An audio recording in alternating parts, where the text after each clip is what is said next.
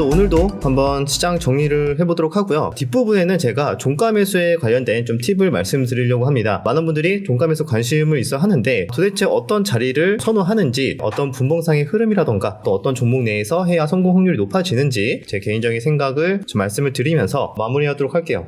본격적인 시황과 종가 매수 팁에 대해서 말씀드리기 이전에 중요한 공지사항이 하나 있습니다. 작년까지는 제가 그래도 중간중간에 강의를 좀 여러 번 했는데 올해는 지금까지 강의를 한 번도 하지는 않았어요. 그래서 이번에 첫 론칭을 했습니다. 주덕의 첫 단독 강의, 이동평균선 단타 전략 마스터 클래스라고 해가지고요. 차트 보는 사람들이라는 좀 새롭게 시작한 사이트에서 제가 이제 첫 단독 강의를 시작을 했고요. 아무래도 많은 분들이 좀 이동평균선에 대한 눌림목, 타점부터 뭐 매도, 손절 이런 부분에 대해서 디테일함을 좀 궁금해 하시는 분들이 좀 많은 것 같아서 굉장히 압축적으로 정리를 했습니다.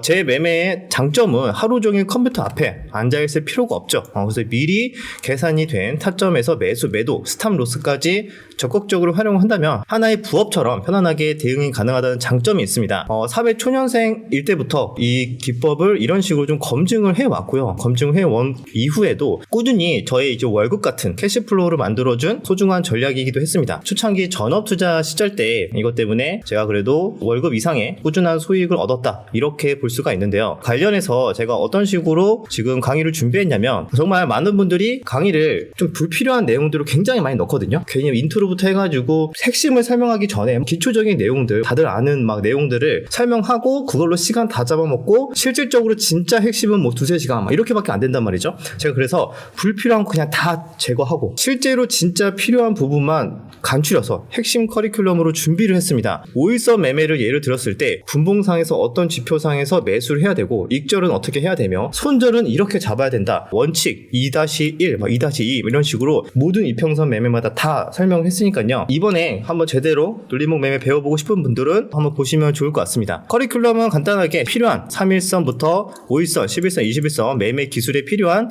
타점부터 익절, 분할 매수 기준, 분할 매도 기준, 그 다음에 손절에 대한 기준까지 어떻게 보면 지금까지 했던 강의에서 다루지 않았던 좀 자세하게 다뤘으니까 관심을 많이 가지시면 좋을 것 같습니다. 추가적으로 이번에 신청하신 분들은 전원 주덕의 네이버 프리미엄 콘텐츠 50% 할인 쿠폰을 이제 문자로 보내드리니까요. 자, 이것도 참고하시면 좋을 것 같아요. 그래서 여기까지 간단하게 설명을 드리고요. 좀 더 자세한 상세 페이지가 좀 궁금하다 하시는 분들은 아래 고정 댓글에 링크 타고 들어가셔도 되고요. 네이버에 차트 보는 사람들 검색하셔도 나오니까요. 한번 보시면 좋을 것 같습니다. 자, 그리고 하나 더 있습니다. 이번에 뭐 새로 론칭한 건 아니고요. 문의를 몇 분이 계속 주셔가지고 작년에 어스 얼라이언스에 했던 강의들 있잖아요. 그게 사실 한정판이었고 기간으로 그냥 강의가 끝나면은 더 이상 이제 강의를 볼 수 없는 그런 구조인데, 작년 초에 했었던 무작정 따라하기라고 있어요. 교재와 함께 다시 보고 싶다 하시는 분들이 많아서 이번에 어스 얼라이언스에서 특별히 다시 제작을 새롭게 했습니다. 무작정 따라하기에 있었던 40몇 강 플러스 또 작년 하반기에 있었던 인문망까지 합쳐가지고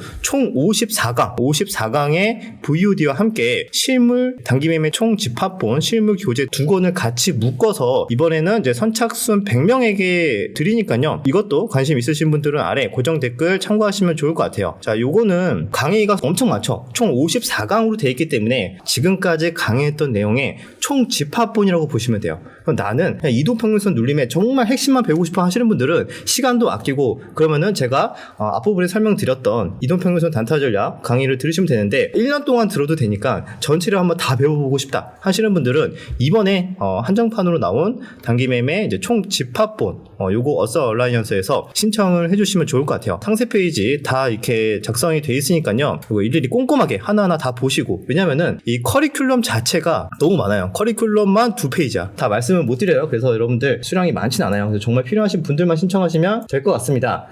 서론이 길었습니다. 네, 본격적으로 이제 시황 말씀을 드리고요. 뒷부분에는 이제 종가 매수의 중요 팁에 대해서 정리를 한번 해보도록 할게요. 자, 오늘 시장 뭐 특별한 게 이전과 달라진 건 없어요. 계속 지속이 되고 있습니다. 뭐가 지속이 되고 있냐?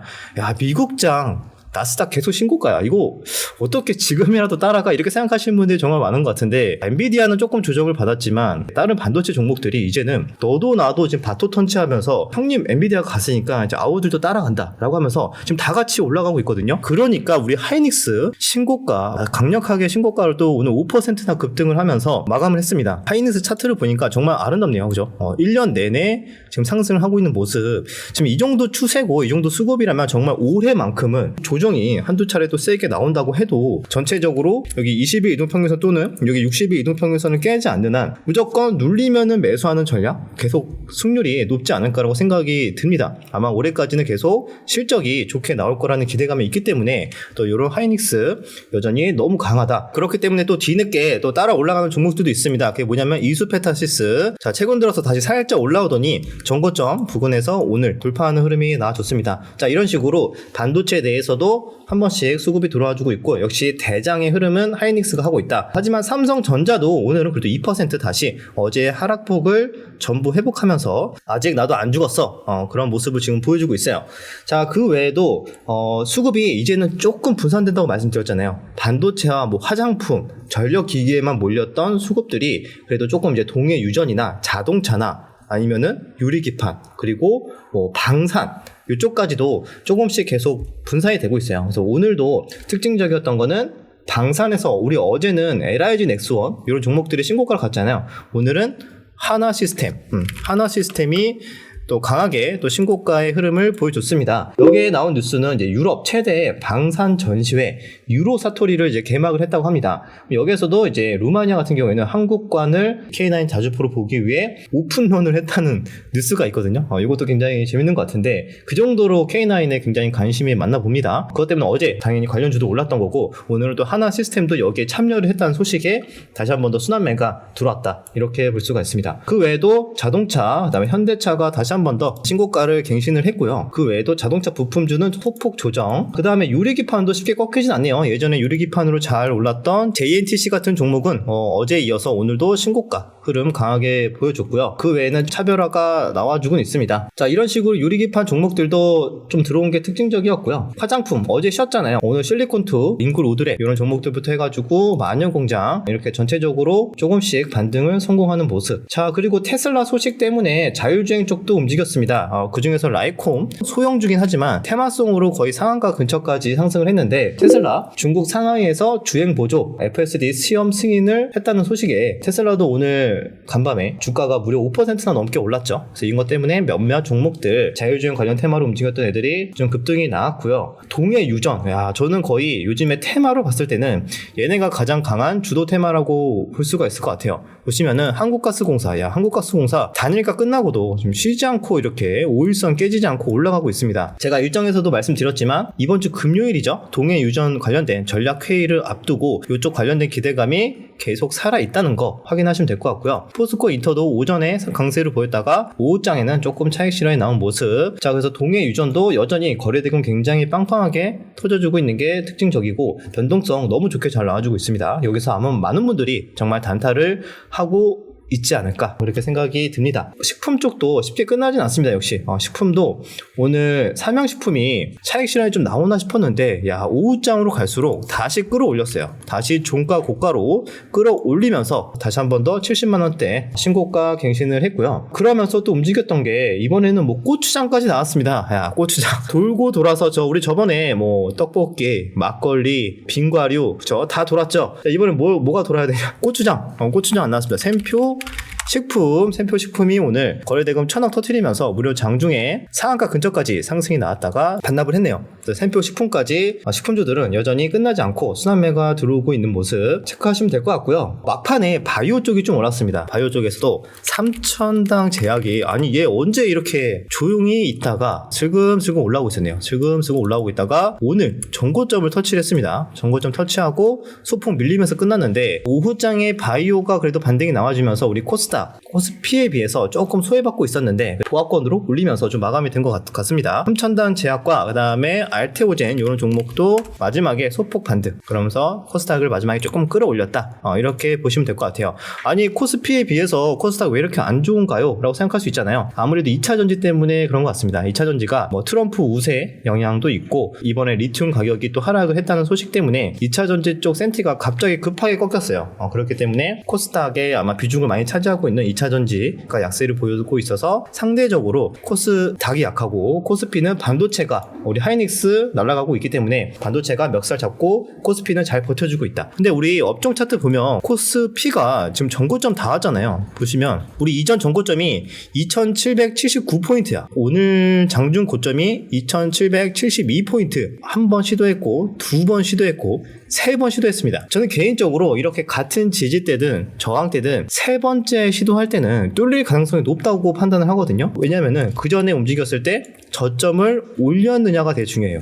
저점을 올리고 있으면서 같은 저항대 고점을 세 번째 도전을 한다. 그러면은 보통은 돌파하는 경우가 좀 더 많았습니다. 그거를 좀 감안을 해봤을 때는 갑작스럽게 미국장이 뭐 꺾이지 않는 한, 지금처럼 견고한 흐름이 지속이 된다면은 전고점 돌파도 사실상 시간 문제이지 않을까, 그렇게 생각이 드네요. 자, 아마 여기에는 물론 또 삼성전자가 조금 더 힘을 내야 됩니다. 삼성전자가 8만전자 위로만 조금만 올라와도 전고점 돌파는 바로 나오지 않을까, 그렇게 생각이 듭니다. 자, 여러분들 이제 이 부분을 참고로 해서 투자 전략 잘 고민을 해보시면 좋을 것 같아요. 정리를 해본다면은 AI 반도체 계속 주도하에 상승이 나와주고 있고, 그 외에 수급이 자동차, 화장품 계속 나와주고 있었고, 뭐 자동차, 방산, 일부 바이오까지 수급이 조금 분산되는 느낌이, 테마성으로는 동해 유전 여전히 좀 강력한 모습이 나와주고 있고요. 그 외에는 기타, 뭐 화장품, 식품, 자율주행 이쪽 계속 한 번씩 수남에 들어오고 있는 모습. 저출산도 오늘 뭐 한 번씩 움직이긴 했죠. 요렇게 요 정도 테마 내에서 여러분들도 한번 투자 전략 이번 주 내에 고민해 보시면서 대응 잘 하시면 좋을 것 같아요. 그리고 제가 마지막 부분에 종가 매수 팁에 대해서 말씀드린다고 했잖아요. 저는 개인적으로 종가 매수를 할 때 수급이 최근에 들어왔고,